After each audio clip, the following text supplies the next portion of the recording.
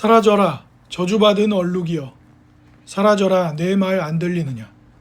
아라비아의 모든 향수를 다 부어도 이 작은 손 하나 향기롭게 만들지는 못하겠구나.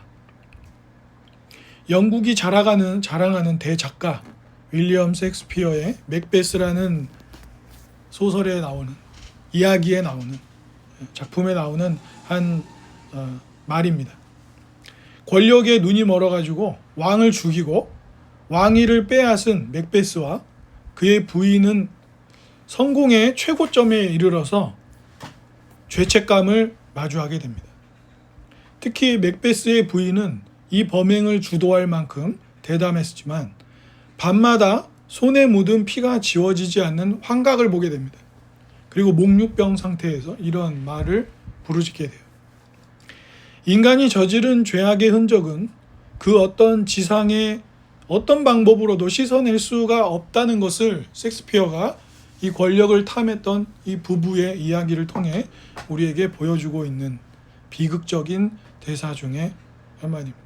아라비아의 향수는 당시에 가장 값비싸고 가장 그 향이 진짜 한 방울만 떨어뜨려도 멀리까지 퍼진다고 할 정도의 향인데, 자신들이 권력욕에 왕을 죽이고 그의 자리를 빼앗은 이 피 묻은 손에, 그러니까 실제로 냄새가 나는 게 아니라 자기의 죄책감이, 마음에 있는 죄의식이 그런 환각을 보게 하고 그런 소리를 듣게 만드는 거죠. 이걸로도 해결이 안 된다는 거예요. 그 향수를 다 부어도 한 방울만 떨어뜨려도 멀리까지 퍼져나가는 그 향수의 그 강력한 향이 다 손에 부어도 해결이 되지 않을 만큼 지옥 속을 살게 된 것이죠. 인류 역사 속에서 사라지지 않고 우리를 매우 고통스럽게 하는 문제는 바로 죄책감, 죄의식이라고 하는 것입니다. 이것에 대해서 어떤 사람들은, 또 학자들은 사회나 종교가 사람들을 자신들의 뜻대로 움직이게 하기 위해서 죄라는 짐을 지어준 것이다. 그래서 그 죄의 문제를 해결받고 싶으면 우리 말을 들어라, 이런 식으로 가스라이팅했다, 그루밍했다, 이렇게 주장하기도 합니다. 그리고 그런 측면이 없지는 않아요. 죄에 대한 잘못된 설명이나 잘못된 권력처럼 무기로 활용하게 되면, 근데 그게 꼭 이 죄의식이나 죄책감을 관련한 종교나 이런 것만이 문제가 아니라 자기가 가진 것, 어떤 사람은 자기가 피해를 당했다는 것으로 또 자기가 하는 잘못을 정당화하려고 하기도 합니다. 모든 것이 사람들에게 주어지면 타인을 내 뜻대로, 내 뜻을 관철하기 위한, 내 뜻대로 모든 일을 되게 만들려고 어떻게 해요? 그걸 무기로 만들죠. 원래 그런 용도로 쓰면 안 되는데요. 그렇게 얘기하는 사람들도 있다는 거예요. 죄의식이나 죄책감이라는 거는 사회나 종교가 만들어가지고 사람들을 자기 뜻대로 하고 싶어가지고 사람들한테 괜히 짐 지워주는 거다. 사람들을 괜히 어깨에 짐을 지워줘서 무겁게 만드는 거죠. 당신은 죄인입니다, 이런 식으로 해가지고. 그런데 이런 주장을 하는 사람들이 가지고 있는 기본 전제는 뭐냐면, 내 인생의 주인은 나다. 내가 타인의 삶에 큰 폐해를 끼치지 않는 한, 타인의 삶을 괴롭게 하지 않는 한은 행복이 무엇인지, 도덕적인 삶이 무엇인지는 내가 결정하는 거다. 이게 기본적으로 깔려 있는 거예요. 그런데 여러분 잘 보십시오. 우리 스스로가 뭐가 도덕적이고 비도덕적인 거야, 어떤 게 옳은 거야, 이걸 만약에 한 개인이나 특정한 어떤 공동체가 혹은 그룹이 정할 수 있고 자기 마음대로 할 수 있다고 한다면은, 세계 2차 대전이 일어났을 때 나치들이 주장한 건 뭐예요? 유태인은 없어져야 되는 거야. 유태인들은 잘 속이고 이자놀이를 해서 돈을 많이 불리고 인종적으로도 문제가 있고, 그래서 우리 슬라브 이런 독일의 그 뿌리가 되는 백인 중심으로 된 그것이 옳고 나머지는 아니야. 그래서 제가 전에도 말씀드렸죠. 히틀러는 유대인들만 600만 명 학살한 게 아니라 독일 사람들 안에서도 장애가 있거나 그런 분들을 같이 죽였어요. 예.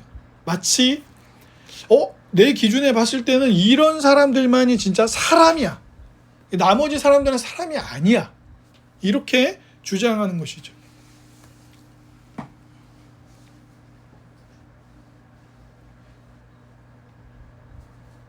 세계 2차 대전이 끝나고 또 한동안 조금 지나다가 그 다음에 또 이념 대결을 하게 되잖아요.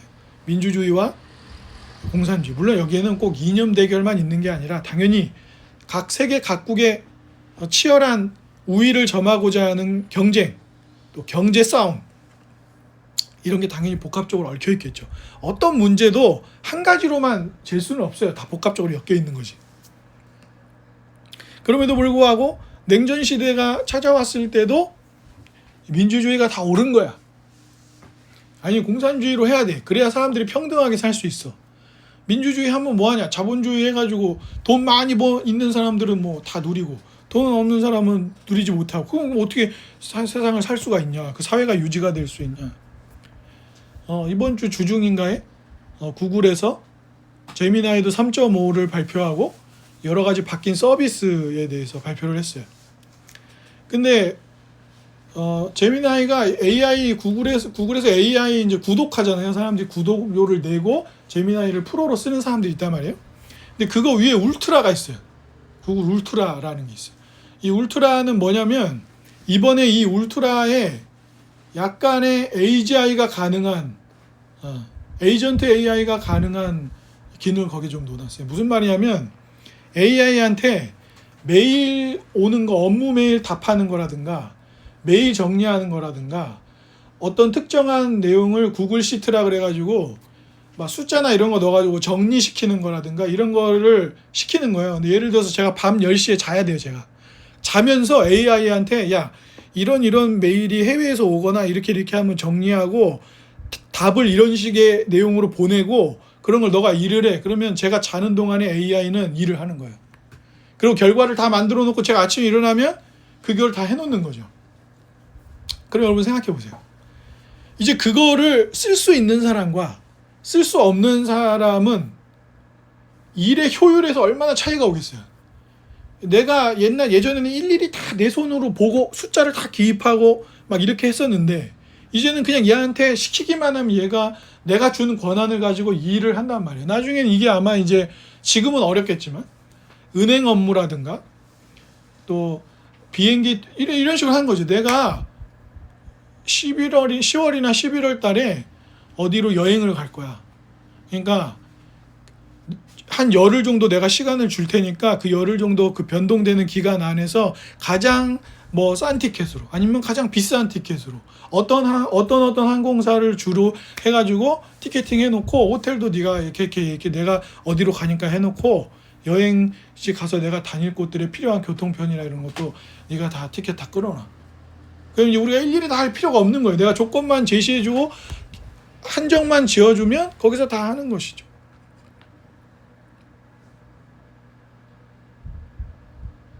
그러면 이제 어떻게 되겠어요?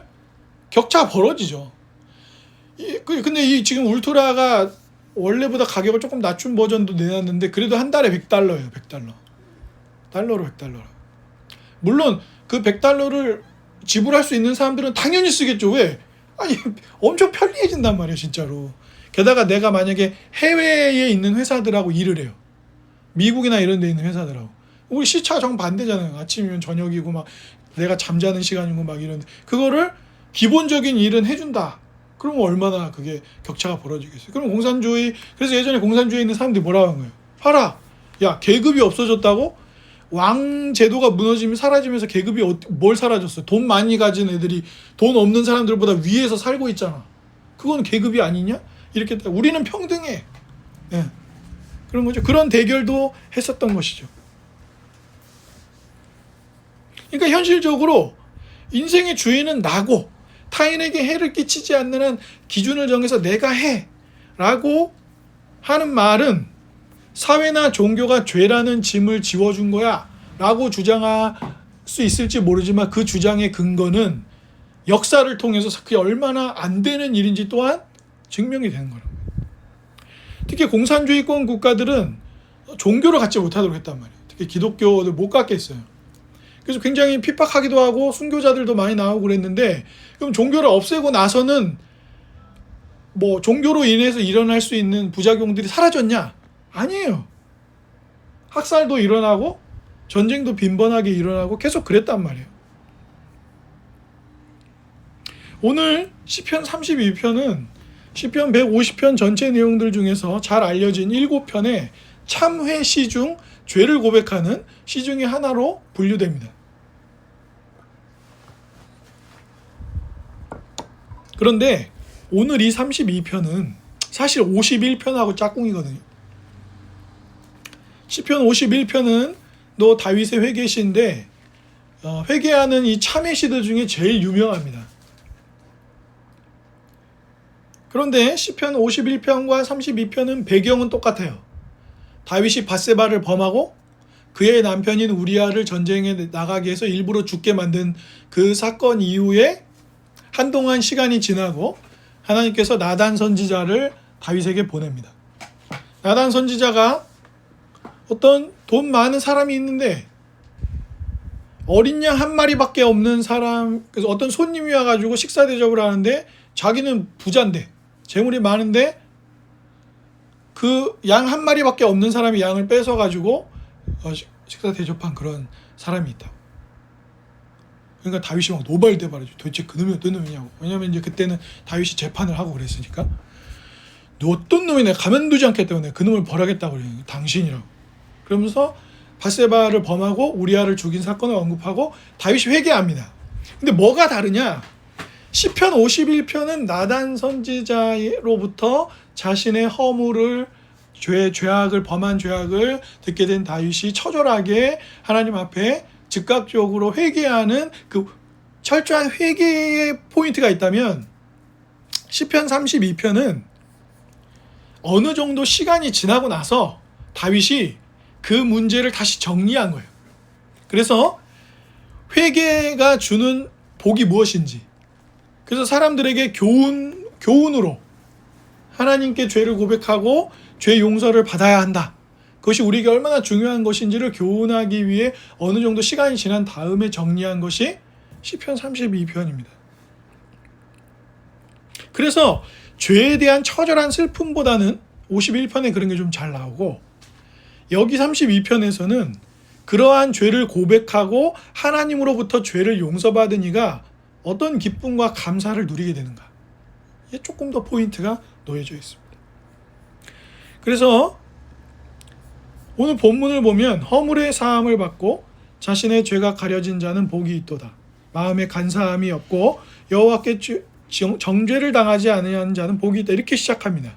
근데 이게 우리말로 문장 구조를 바꿔서 그런 건데, 새 번역을 보면 이렇게 돼 있어요. 복되어라 하고 감탄사를 찍습니다. 복되어라, 거역한 죄를 용서받고 허물을 벗은 그 사람. 예. 그러니까 원문에는 복이 있다는 감탄사로 먼저 시작을 해요. 우리 문장은 그게 어색하니까 우리의 문장 구조가 그렇게 하지 않지만. 그래서 유명한 그 목소리 걸걸하신 루이 암스트롱 재즈 하시는 분의 그 What a Wonderful World라는 노래가 있잖아요.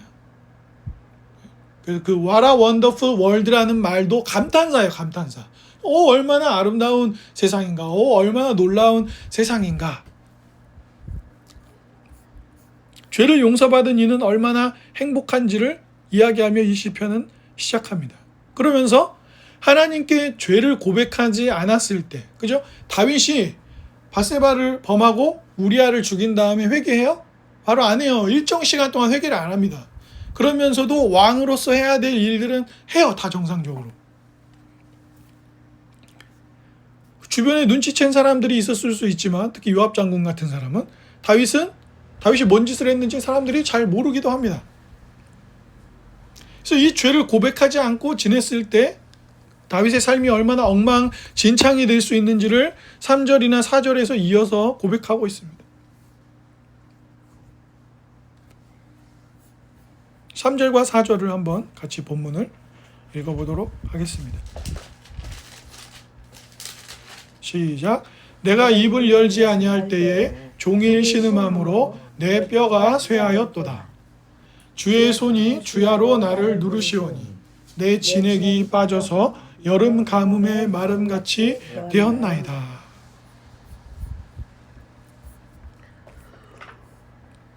본문은 인간들이 죄의 문제를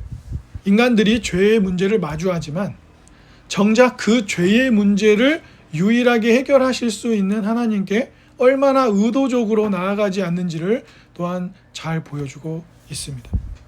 그러니까 내가 나만의 기준을 세우고 다른 사람들에게 해를 끼치지 않는 한 무엇이 옳고 그른지는 내가 정할 거야. 과연 그렇습니까? 권력의 눈이 먼 맥베스와 그의 부인은 왕을 죽이고 왕위를 찬탈했습니다. 그런데 자기들은 권력을 취하기 위해서는 그렇게 우리나라 이 여러 시대 역사를 봐도 이유를 가지고, 그죠? 연산군이나 이런 광해군처럼 정치를 잘못해서 나라를 힘들게 하면은 역성혁명을 하잖아요. 그죠? 혁명을 일으켜서 새로운 왕을 세운단 말이에요.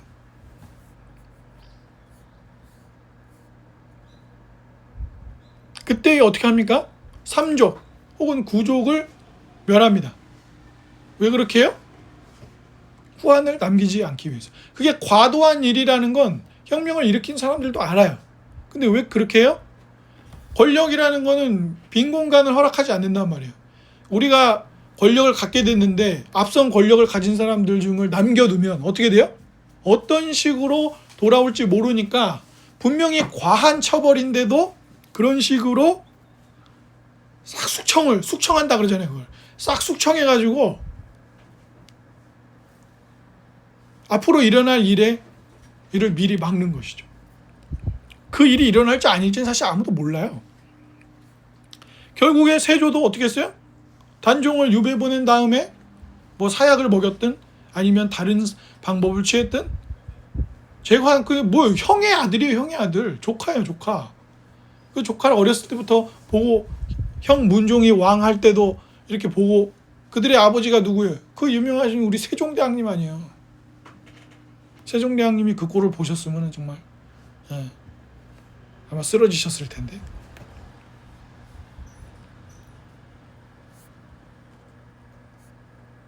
그러니까 우리가 기준을 정하는 거야 라고 말한다고 해도 맥베스 부부처럼 그 죄책감이나 죄의식을 쉽게 지워낼 수 없다는 거예요. 그럼에도 불구하고 뭐예요? 다윗이 본문에서 우리가 역사적 배경을 알기 때문에 다윗이 밧세바를 범하고 우리아를 죽인 다음에 곧바로 회개하지 않아요. 일정 시간 동안 그냥 지냅니다. 그리고 나단 선지자가 왔을 때도 나단 선지자가 이렇게 말할 수 있었어요. 당신이 밧세바를 범하고 충직한 부하인 우리아를 죽여가지고 근데 회개를 안 하니까 하나님이 나를 보내셨어 라고 하면 되는데 왜 그렇게 말을 못했을까요? 겁나죠. 왕이 권력자인데 나단 선지자도 사람이에요. 그러니까 비유를 사용해가지고 왕이 화를 내니까 그런 일을 한 게 당신이다 라는 말로 우회적으로 잘 돌려서 설명을 했던 것이죠. 그러면 그게 몇 개월이든 혹은 약 1, 2년에 가까운 시간이었든 간에 다윗이 그 시간을 회개하지 않고 보냈단 말이에요. 즉 무슨 말입니까? 죄의식과 죄책감은 단순히 사회나 종교가 지워주는 짐이 아니라 인간이 근원적으로 가지고 있는 문제 중에 하나라는 거예요. 근데 이 근원적으로 가지게 되는 죄책감, 죄의식의 뿌리, 진정한 뿌리는 뭐예요? 사람들은 이렇게 생각한단 말이에요. 죄가 단순히 내가 어떤 사람에게 범한 일이다. 누구의 물건을 훔쳤다. 누구를 때렸다. 누구를 비난했다. 그래서 그를 정신적으로 고통스럽게 했다. 이런 정도로만 생각을 해요. 근데 성경은 우리에게 그러한 죄의 모든 뿌리에는 뭐가 있어요? 이 세상 모든 만물을 창조하시고 다스리시는 하나님의 뜻을 어기는 것. 그게 뭐예요? 그게 궁극적으로 죄의식이나 죄책감을 가져오는 뿌리인 거예요. 단순히 내가 특정한 사람에게 무엇을 했기 때문에 그 배상했으니까 됐어. 나는 그러면 맥베스와 그 부인은 어떻게 할 거예요? 왕을 죽이고 권력을 독차지했는데 그 왕을 죽이고 다시 살릴 수 있어요? 자기가 죽는다고 왕이 돌아와요? 어떤 식으로 이걸 해결할 거냔 말이에요. 게다가 그 왕이 좋은 왕이었냐 아니냐를 떠나서 그 왕을 지으신 분은 누구예요? 하나님이시잖아요. 근데 자기가 권력에 눈이 멀어서 그런 일을 행했단 말이에요. 그러니까 사람들은 이런 식으로 설명해요. 에이, 그 죄의식이나 죄책감은 우리가 만들어낸 거야. 우리가 세상을 살면서 세상을 건강하게 나름 도덕적으로 유지를 하려다 보니까 야, 이거는 잘못된 거야. 엄마 아빠도 아이가 태어나서 자랄 때 가르치잖아요. 이런 거 하면 안 돼. 사람들이 함께 식사를 하는 공공장소에서는 의자에 딱 앉아서 식사하고 나가는 거지 돌아다니고 떠들고 그렇게 해서 남을 괴롭히는 거 아니야. 여기는 공공의 장소야. 너 혼자 있는 게 아니야. 그리고 또 가르치고 막 그러잖아요. 그 제가 프랑스 어떤 엄마 봤는데 아이가 지하철인가? 그래서 막 떠드니까 뒤통수를 세게 한 대 팍 때려버리더라고요. 애가 어린데. 근데 거기는 그렇게 한대요. 그래서 공공장소나 이런 데서는 절대로 함부로 행동하지 못하도록 그런 거야 라고 얘기하는 사람도 있고, 만약에 네 마음속에 계속 죄의식이 있고 죄책감이 막 있어, 그러면 다른 즐거움을 찾아. 너 그게 너를 너무 고통스럽게 하면 다른 거를 해. 나가서 산책을 하든지 뛰든지 뭐 여행을 가든지 그런 거를 해. 그리고 동서양을 불문하고 많이 하는 게 뭐예요? 마음에 불편함이 있고 죄의식이 있으면 뭘 하라 그래요? 그건 동양이나 서양이나 다 마찬가지예요. 뭘로 좀 씻어내라고 합니까? 네? 뭘 하라고 그래요? 뭐 하는 거예요? 이게 하면 어떻게 지금?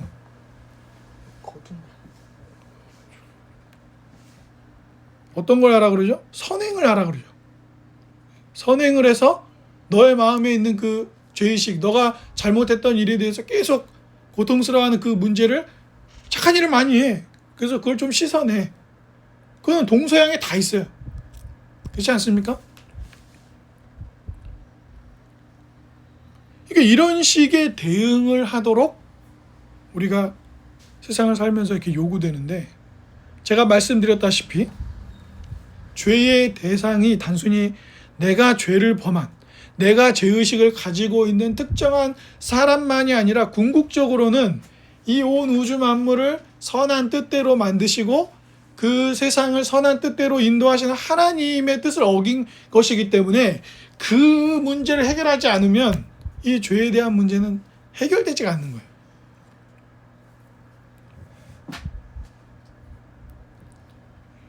여러분들은 어떻게 하고 계십니까? 내가 좀 이런 걸 잘못해서 하나님의 뜻을 어겼으니까 헌금도 더 많이 하고 예배도 더 안 빠지고 그래야 된다고 착각하고 계시지 않아요? 그게 우리의 죄를 씻습니까? 우리가 평소에 좀 하나님 말씀을 어긴 것이 떠오를 때 하나님 말씀을 앞으로 잘 지키면 그것 때문에 하나님 우리를 사랑하십니까?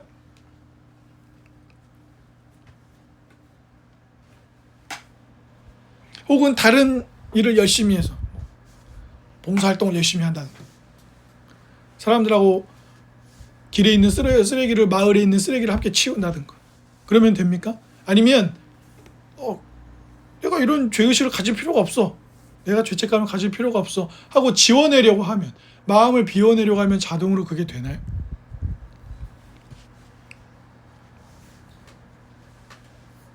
본문의 5절을 한번 같이 읽어보겠습니다. 오늘 시편 32편 5절입니다.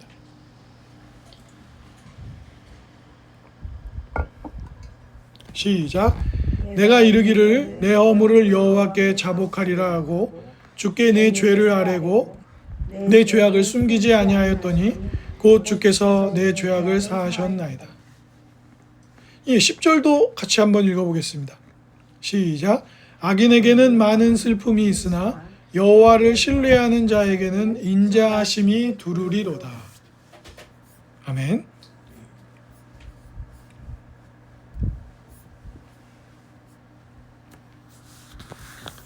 다윗은 이 죄의 문제를 나단 선지자를 통해서 알게 되었고, 그리고 나중에 많은 사람들에게 죄라는 것은 단순히 그렇게 지나치거나 사회나 종교가 지워준 짐이거나 다른 선행을 해서 물타기를 하려고 하거나 아니면 다른 방향을 가져가 보라거나 그런 시도로는 해결되는 문제가 아니라고 다윗은 우리에게 교훈합니다. 어떻게 하라고 합니까? 하나님께 자복해야 합니다. 하나님께 자신의 죄를 고백해야만 합니다. 왜요? 그럼 다윗이 여기서 말하는 게 밧세바나 우리야한테는 사과 안 해도 된다, 그런 말입니까? 그런 말 아닙니다. 다윗은 이 일로 인해서 많은 하나님의 책망과 죄에 대한 대가를 지불하게 됩니다. 나중에 성전을 하나님께 드리지 못하는 이유 중에도 이게 포함되어 있어요. 자신의 손에 묻은 피의 문제들이 여기에 포함되어 있습니다.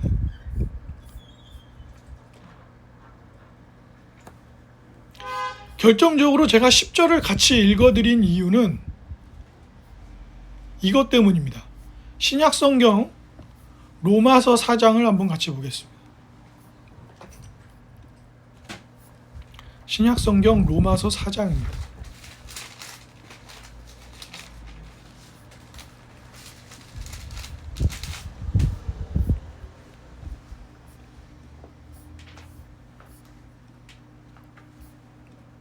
(4장) 6절부터 8절까지인데요. 제가 봉독해 드리도록 하겠습니다. 일한 것이 없이 하나님께 의로 여기심을 받는 사람의 복에 대하여 다윗이 말한 바, 불법이 사함을 받고 죄가 가리어짐을 받는 사람들은 복이 있고 주께서 그 죄를 인정하지 아니하실 사람은 복이 있도다 함과 같으니라. 아멘. 그러면서 그 로마서 4장 마지막 절에 사도 바울이 이렇게 말합니다. 예수는 우리가 범죄한 것 때문에 내줌이 되고 또한 우리를 의롭다 하시기 위하여 다시 살아나셨느니라, 이렇게 설명하고 있어요. 사도 바울이 이 로마서 4장에서 말하는, 제가 방금 읽어드린 6절에서 8절에 다윗이 말한 바라는 내용이 어디예요? 이 시편 32편의 1, 2절을 말하는 겁니다. 시편 32편을 인용하고 있어요. 어떻게 인용하고 있습니까? 우리가 예수 그리스도를 믿음으로 그분의 죽음과 부활이 우리의 것이 되어서 하나님이 예수 그리스도 안에서 우리의 죄를 용서하시고 은혜를 베푸신다는 설명을 하고 있어요. 지금 그 구원에 대해서 사도 바울이 설명하고 있는 중간에 이 시편 32편을 인용합니다. 어떻게요? 왜?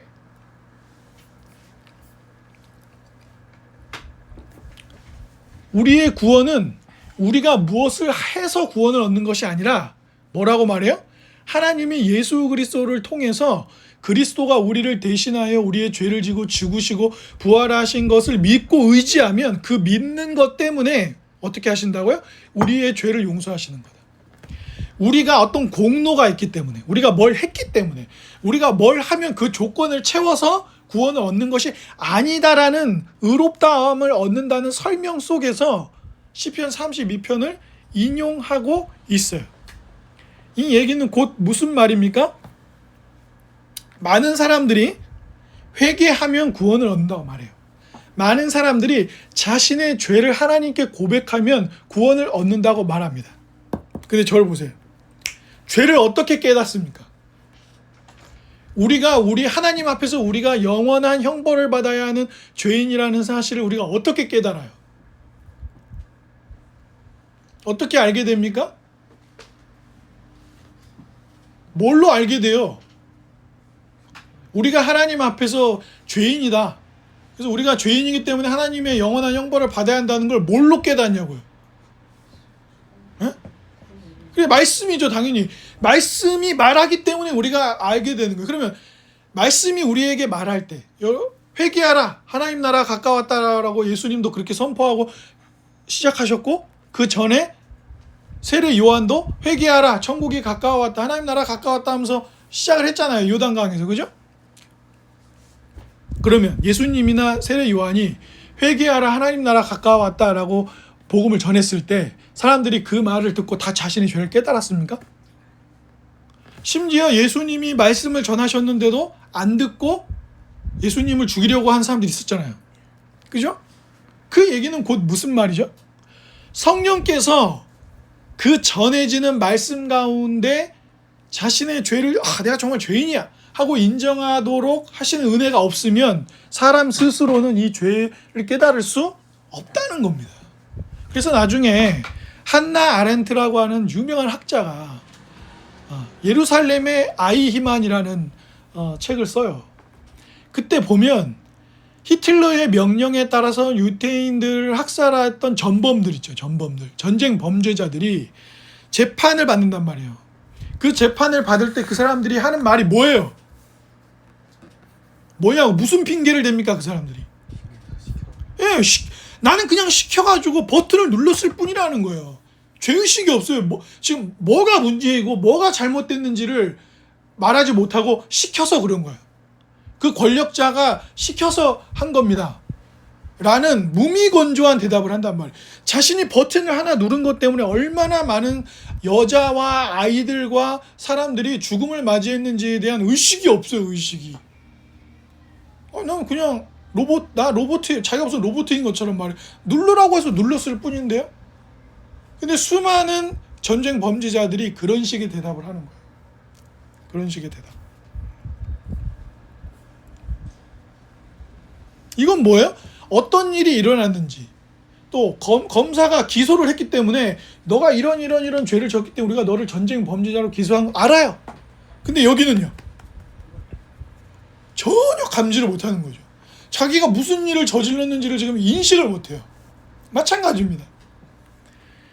성령께서 말씀을 통해서, 십계명이라고 하는 율법의 말씀을 통해서 우리에게 진리의 빛을 비추시지 않으면, 몰라요? 교회 다니는 동안 예배당에 와서 하나님의 말씀을 듣고 말씀을 배우고 교리문답을 배우고 하는 시간들을 통해서 들으면 우리가 죄인입니다. 죄인이지. 예수님 그래서 날 위해 죽었지, 구원했지, 십자가에 죽었지, 피를 흘렸지, 이러고 있단 말이에요. 한 번도 진지하게 자기에게 들려진 이 진리의 말씀 앞에 성령께서 자신을 그렇게 이끌어 주시기를 진지하게 기도하지 않는 거예요. 여러분, 병원에 갔는데 의사가 3개월 남았어요. 근데 그 앞에서 3개월 남았어요, 안녕히 계세요, 그러고 나올 사람이 있습니까? 그런 사람은 없어요. 자기에게 3개월밖에 시간이 안 남았는데 누가 자기 인생을 그렇게 가볍고 아무렇지도 않게 인식합니까? 잠깐이라도 놀라죠. 잠깐이라도. 그럼 남은 3개월을 어떻게 살아야 되나? 치료 방법이 있어요, 없어요? 나는 보험을 들어둔 게 있나? 이런 고민을 잠깐이라도 하지 않겠습니까? 그러니까 내가 죄인이라는 사실을 인정하는 일조차도 내 스스로가 온전히 해낼 수 없는 것이 뭐예요? 그게 인간의 상태입니다. 그런데 어떤 고통은 계속 받아요? 죄책감이나 죄의식은 사라지지 않아요. 가끔 우리는 어떤 독재자들이나 이런 사람들이 끝까지 잘 살다가 죽는 걸 보게 돼요. 그런데 우리가 하나 확인하기 힘든 것 중에 하나는, 정말 그 사람이 아무런 죄책감을 전혀 안 느끼고 정말 살았을까? 이에 대해서는 우리가 사실 알 길이 없어요. 왜냐하면 그 사람을 옆에서 계속 봤어야 그래도 인간이라서 자기가 그 독재를 하기 위해 수많은 사람들을 괴롭히고 죽이고 했던 일들에 대해서 일말에 그래도 이런 게 있구나. 그래서 그래도 그런 기록은 있단 말이에요. 가족들이 그 사람을 대신해서 막 절이나 이런 데 가갖고 공양을 하는 거예요. 여러분 그 심청이 알아요? 심청이 아버지가 누구예요? 신봉사잖아요. 그 아버지를 구하기 위해서 심청이가 뭘 했어요? 물에 빠지잖아요. 뭐 어떻게 빠져요? 네. 사실은 아버지를 살리려고 공양미를 내야 되는데 그 공양미를 자기가 못 내니까 자기 목숨값을 지불하고 공양미 상배소에서 아버지한테 그런 눈을 뜨게 할 수 있다라는, 사실 그게 말이 됩니까? 자기가 죽으면 아버지가 눈을 뜬다는 게 말이 돼요? 그게 말이 안 되는 이야기인데, 그 효성 지극한 심청이를 이야기하기 위해서 그런 스토리를 진행하는 거죠. 안 되는 거예요, 그런 걸로.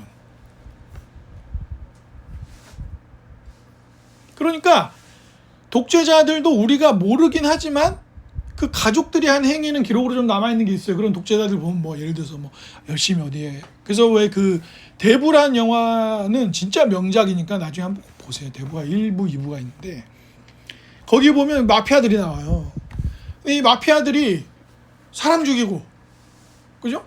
사람도 죽이고, 그 마피아가 뭐 좋은 짓 한 사람들입니까? 자기들이 가진 힘으로 돈 뺏고 막 이러는 사람들인데, 근데 그 마피아들이 죽을 때는 꼭 어디 가서 장례를 치릅니까? 교회 가서 장례를 치러요. 대부분 카톨릭 교회로 나오는데 거기에 그 다음에 어떻게 해요? 장례 치를 때 어떻게 해요? 엄청 헌금을 크게 합니다. 왜? 지금까지 지은 죄를 씻어야 될 거 아니에요. 그런 식으로. 그게 뭐예요? 중세 교회가 타락했을 때 면벌부를 팔잖아요. 자, 이거를 100억에 사가시면은 어떤 죄도 이 100억을 이 헌금함에 똑 넣는 그 순간, 땡그랑 소리가 나는 그 순간 죄가 사라집니다. 그거를 죄가 없어졌다는 걸 우리가 증서로 만들어서 그걸 판단 말이에요. 그걸 이렇게 팔아요, 막. 뭐 사람들은 그 죄책감과 죄의식을 이걸 삼으로써 씻어내죠. 근데 마틴 루터도 성지라고 하는 곳에 가가지고 막 계단을 무릎으로 막 고행한다 그러죠. 계단을 무릎으로 막 기어 올라가는 고행도 하고 막 그러거든요. 근데 그 고행이 거기만 있어요? 힌두교나 이런 종교에도 뭐 불교나 이런 데도 보면은 막 3,000배, 1,000배, 그리고 뭐 이제 갑자기 그 이름을 까먹었네. 삼보일배 가능하잖아요. 3발 걸어가서 한 번 줘라. 그 오체 투지한다 그래가지고 막 100km를 3발 걸어서 절 한 번 하고 3발 걸어서 절 하고 그런 거 하잖아요. 근데 루터도 그걸 했거든요. 고행을 했는데 안 되는 거예요. 그 내가 하나님 앞에서 죄인이라는 의식을 씻을 수가 없는 거예요. 해결이 안 돼요. 그러니까 오늘 본문에서 다윗은 우리에게 뭐라고 교훈하는 겁니까? 하나님의 은혜 가운데서 우리가 그 죄를 깨달아서 하나님 앞에 자신의 죄를 진솔하게 다 고백해야 된다. 그런데 여기서 핵심적인 중요한 게 뭐다? 로마서 4장에서 이 시편을 인용한 이유는 뭐예요? 당신의 입술로 죄를 고백했기 때문에 하나님이 용서하는 게 아니고, 그 죄를 깨닫게 해서 하나님 앞에 고백하게 하시는 것도 성령 하나님의 인도하심이 있는 것이고, 죄를 사함받는 건 뭐예요? 오늘 본문의 10절에서 이렇게 말했어요. 여호와를 신뢰하는 자에게는 인자하심이 둘러져 있다.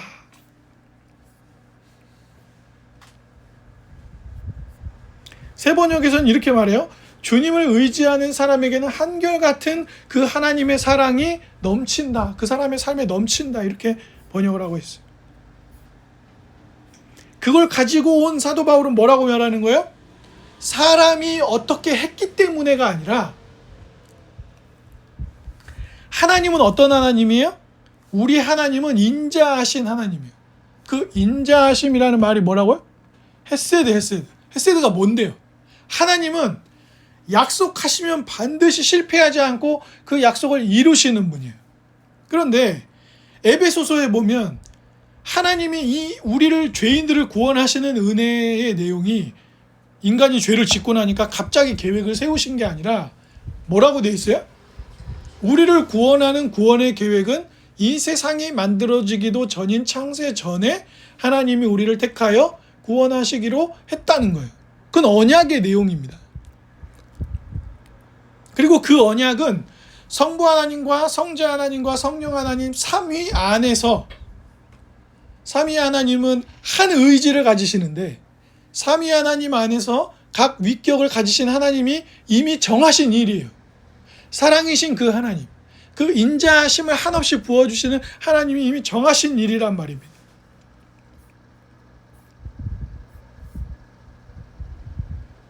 그래서 그 언약을 실행하시는 거예요. 그 언약을 실행하시는 겁니다. 그래서 사도 바울이 아까 로마서 4장 마지막 25절에서 뭐라 그랬어요? 예수님은 우리가 범죄한 것 때문에 내어주게 되었고 또한 그 죄인들을 의로운 자로 되게 하기 위하여 또 의롭다함을 얻게 하기 위해서 다시 부활하셨다. 그러니까 예수님의 죽음과 부활이 곧 삼위 하나님께서 세상을 지으시기도 전에 우리를 구원하기 위해 맺으셨던 언약, 구원하기로 한 계획을 실행하신 일이 그리스도가 이 땅에 사람으로 오셔서 죄인들을 위하여 대신 죽으시고 부활하신 내용이다. 이렇게 설명을 하고 있는 거예요. 즉 다윗이 하나님의 한량없는 인자하심으로 둘러싸여 있고 그 복을 누린 것을 교훈하여 설명할 때 사도 바울은 예수 그리스도를 통해서 그 구원이 어떻게 결정적으로 성취되고 어떻게 그 구원이 우리에게 다윗에게 주어졌던 사죄의 은총이 우리에게도 동일하게 누려지는지를 설명하기 위해 이 시편 32편을 인용한 것이죠.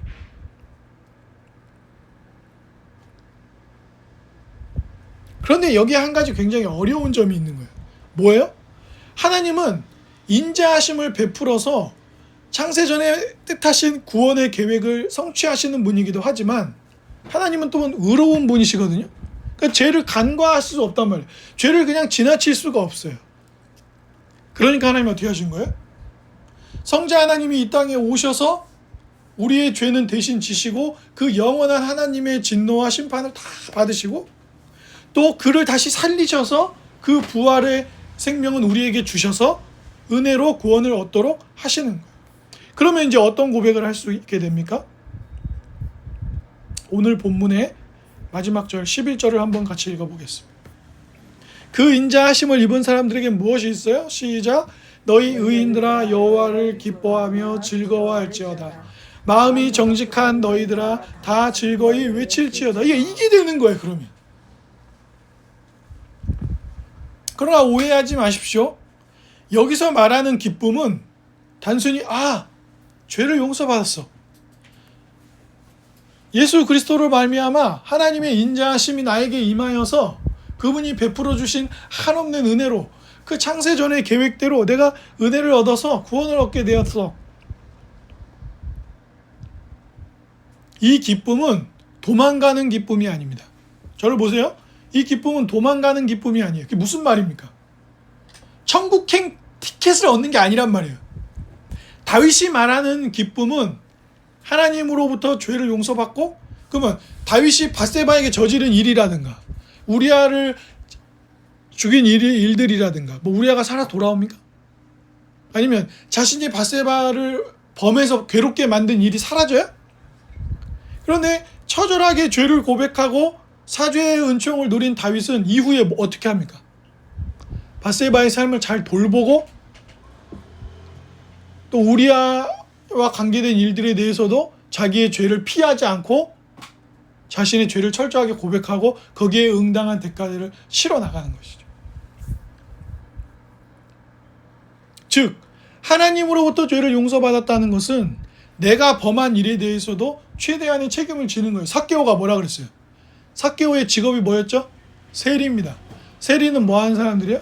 당시 유대인들에게는 민족의 배반자로 낙인 찍혀 있는 돈 좋아하는 사람들이었다. 근데 삭개오가 그때 예수님 오늘 이 집에 사죄의 은총이 임했다. 그러니까 삭개오가 뭐라 그래요? 내가 만약에 더 이상 거두면 안 되는 세금을 추가로 걷어가지고 이득을 취한 게 있으면 몇 배로 갚겠다 그랬어요. 나중에 본문 읽고 확인하세요. 3배인지 4배인지 5배인지 여러 배 율법이 요구하는 것 이상으로 갚겠다 그랬어요. 그 얘기는 무엇입니까?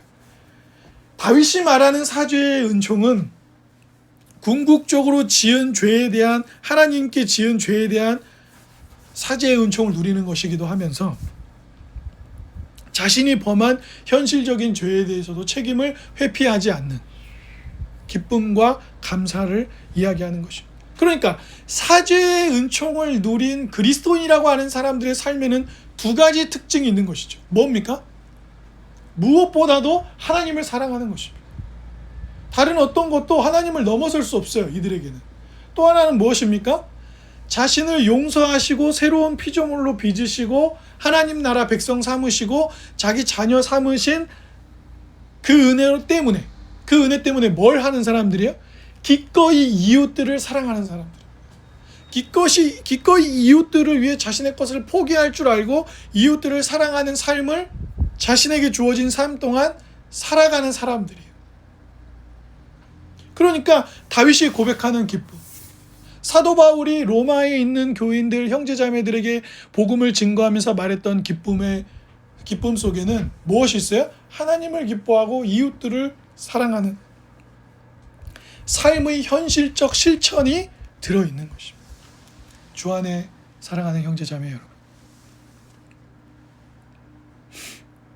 우리의 생은 죄의식과 죄책감으로 얼룩져 있습니다. 그 어떤 것도 이 죄의식과 죄책감을 씻어낼 수 없어요. 다른 것으로 씻어보려고 한다든가, 선행으로 지워보려 한다든가, 아니면 그 기준을 자기가 알아서 정하는 거라고 하는 그런 전제들로는 이 뿌리 깊은 죄의식과 죄책감을 씻어낼 수 없습니다. 우리의 죄를 깨닫게 하시고 우리의 죄의 뿌리인 하나님을 향해 지은 그 죄를 깨닫고 그 죄를 고백하고 우리를 위하여 언약의 실행으로서 그리스도를 보내서 죽으시고 부활하게 하신 그 사랑만이, 그 인자하심만이 우리의 죄를 씻고 진정으로 새로운 삶을 살게 하는 하나님 나라의 복을 흘려보내는 유일한 창구입니다. 그러니 주 안에 사랑하는 형제자매 여러분, 여러분이 범죄할 때 그리스도를 온전히 믿고 난 이후에도 죄를 지을 수도 있잖아요. 그때 언제든지 그리스도의 이름으로 아버지께 나가십시오. 그 모든 일을 말씀으로 주관하시는 성령님을 의지하십시오. 그리스도께 나오십시오. 그리스도께 나올 때에만 진정 삶도 새로워지고 죄의 용서도 있는 것입니다. 그리고 그때 여러분은 이웃들을 참으로 사랑하는, 하나님을 사랑하고 이웃 사랑하는 복된 삶을 살아갈 수 있습니다. 그러한 은총은 가운데 그 복음을 누리는 삶이 되기를 주님의 이름으로 축복합니다. 아멘.